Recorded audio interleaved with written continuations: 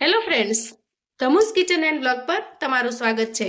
મિત્રો, આજે આપણે મગને એકદમ ટેસ્ટી અને નવી રીતે બનાવીને તૈયાર કરીશું. તો રૂટીનમાં જે રીતે આપણે મગ બનાવતા હોઈએ છીએ એનાથી બિલકુલ અલગ અને નવા જ મસાલા સાથે આજે આપણે મગને બનાવીને તૈયાર કરીશું. તો હું અહીંયા આજે 2 જણ માટે રેસીપી બનાવી રહી છું. એટલા માટે મેં એક નાની વાટકી જેટલા મગ લીધા છે.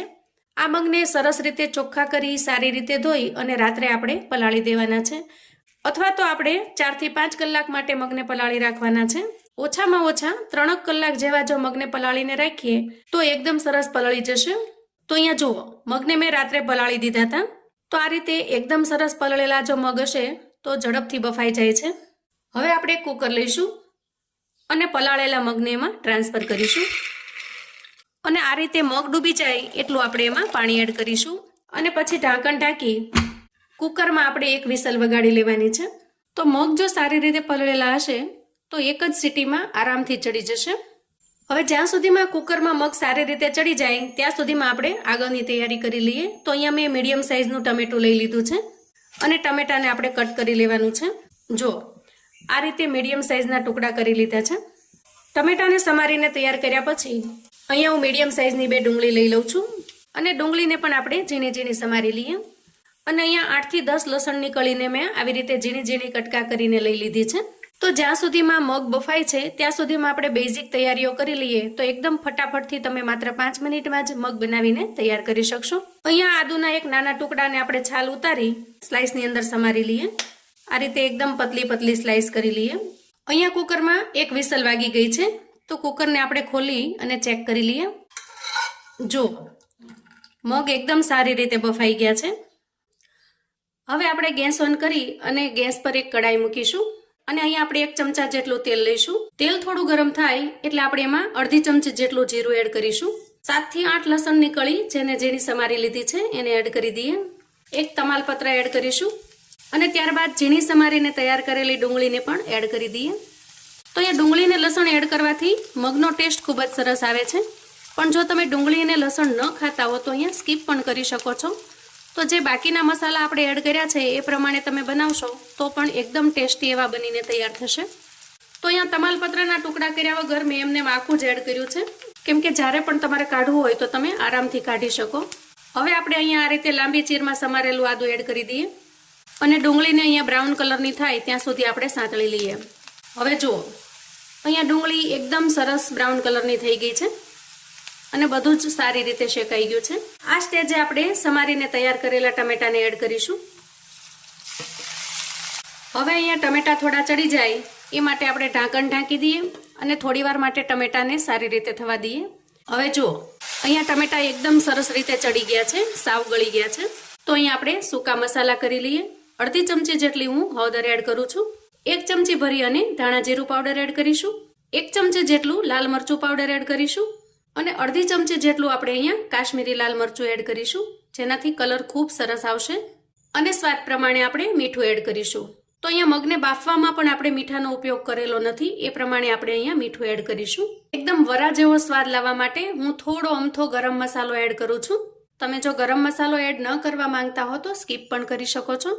અને અડધી ચમચી જેટલો અહીંયા હું આમચૂર પાવડર એડ કરું છું. તો આમચૂર પાવડર નાખવાથી ટેસ્ટ એકદમ સરસ ટેંગી અને ખાટો મીઠો લાગશે. એક વખત જો તમે આ રીતે બનાવશો તો તમને ખ્યાલ આવશે કે આ બધા જ મસાલા છે એ રેસીપીની અંદર એટલા ટેસ્ટી લાગે છે કે વાત જ ન પૂછો. તો અહીંયા મગની અંદર અત્યારે બેઝિક મસાલા કરેલા છે. આપણે જે સિક્રેટ મસાલો ઉમેરવાના છીએ એ હજી બાકી છે અને એ ઉમેરશું ત્યારે તમે જોશો કે મગનો લુક પણ એટલો સરસ થઈ જાય છે અને એનો ટેસ્ટ પણ એકદમ લાજવાબ બને છે. આ રીતે બધા જ મસાલાને મિક્સ કરી આપણે થોડું પાણી એડ કરીશું. જુઓ, એકદમ સરસ પ્યુરી તૈયાર થઈ ગઈ છે. તો આ સમયે આપણે તૈયાર કરેલા મગને એડ કરીએ. તો મિત્રો, આપણા બધાના ઘરમાં મગનું શાક તો રેગ્યુલર બનતું હોય છે, પણ બધાની બનાવવાની રીત જુદી જુદી હોય છે અને વળી અંદર જે સામગ્રી ઉમેરીએ છીએ એ પણ જુદી જુદી હોય છે. ક્યારેક સૂકા મગ કરીએ, ક્યારેક રસાવાળા મગ કરીએ, ક્યારેક મગની દાળ બનાવીએ. પણ આજે જે મગ મેં બનાવ્યા છે મિત્રો, એ તમને એટલા ટેસ્ટી લાગશે કે તમે પનીરનું શાક પણ ભૂલી જશો. શાકને આપણે ધીમા તાપ પર થવા દઈએ અને આ સમયે ટેસ્ટમાં વધારો કરનારું સિક્રેટ આપણે તૈયાર કરી લઈએ. તો અહીંયા થોડી કોથમીર હું લઈ લઉં છું, આ રીતે ડાખલા સહિત લઉં છું. અને મેં અહીંયા 2 મોળા મરચાં લીધા છે, એ મરચાંને પણ આપણે સમારીને એડ કરી દઈએ. તો અહીંયા બહુ તીખા મરચાં હોય તો તમારે ઓછા ઉમેરવાના છે. અને તીખાશ માટે હું અહીંયા એક નાનું મરચું અડધું લઉં છું. તો આ રીતે પનીરના 5 થી 7 ક્યુબ લઈ અને આપણે આના અંદર એડ કરવાના છે. 3 થી 4 ચમચી જેટલું પાણી એડ કરીશું. તો આજે મગ આપણે એકદમ નવા મસાલાથી બનાવીશું અને ખરેખર એટલા ટેસ્ટી બનશે કે જો એક વખત તમે આ રીતે મગ બનાવશો તો ઘરનાને બીજા કોઈ પણ રીતે મગ બનાવેલા પસંદ નહીં આવે. ખૂબ જ ટેસ્ટી અને એકદમ અલગ. હવે ઢાંકણ ઢાંકી અને બધી જ વસ્તુને સારી રીતે પીસી લઈએ. તો જુઓ એકદમ સરસ પેસ્ટ બની ગઈ છે અને તમે દેખાવમાં પણ જોઈ શકો છો એકદમ ક્રીમી અને એકદમ યમી લાગે છે. આ રીતે તૈયાર કરેલી પેસ્ટને આપણે એક બાઉલની અંદર કાઢી લઈએ. 2 થી 3 મિનિટની અંદર મગ સારી રીતે મિક્સ થઈ ગયા છે અને હવે આપણે તૈયાર કરેલી સામગ્રીને એડ કરી દઈએ. વાહ, જુઓ એકદમ ટેસ્ટી દેખાઈ રહ્યું છે. અહીંયા તમને જોતા જ મોઢામાં પાણી આવી જાય એવું સરસ બનીને તૈયાર થયું છે અને એકદમ ક્રીમી ટેક્સચર આવ્યું છે મગમાં. તો મિત્રો ગેરંટી છે કે જો આ રીતે તમે એક વખત મગ તૈયાર કરશો તો તમે પનીરના શાકને પણ ભૂલી જશો, કેમ કે એનો લુક જેટલો જોરદાર છે ટેસ્ટ એના કરતાં બમણો સરસ આવે છે. આ શાકને તમે ટિફિન બોક્સમાં કે લંચ બોક્સમાં પણ બનાવીને આપી શકો છો. એકદમ ટેસ્ટી એવું લાગે છે. હવે આપણે માત્ર 1 મિનિટ માટે ઢાંકણ ઢાંકીશું અને બધી જ વસ્તુને સારી રીતે મિક્સ થવા દેશું.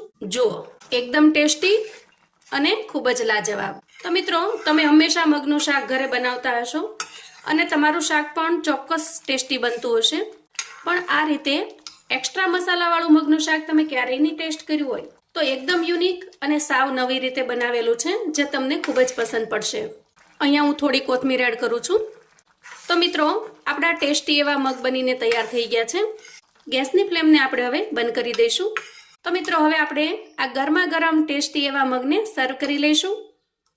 તો આવું અવનવું જાણવા માટે અને મને સપોર્ટ કરવા માટે ચેનલ પર જો તમે નવા છો તો ચેનલને સબસ્ક્રાઈબ કરો.